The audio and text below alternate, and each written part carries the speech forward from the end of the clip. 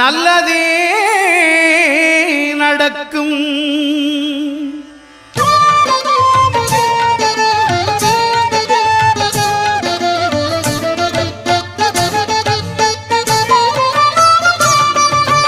ஒன்பது கோளும் ஒன்றாய் காண அங்கு கற்பகம் என்னும் கடவுளின் மெய்யில் ஒன்பது கோளும் ஒன்றாய் காண அங்கு கற்பகம் என்னும் கடவுளின் மெய்யில் சூரியன் முதலாய் 9 கிரகமும் பலவித குணங்களை கொண்டிருக்கும். எங்கள் கற்பக தருவில் அவை வரும்போது ஒன்றாய் சேர்ந்து பலனளிக்கும்.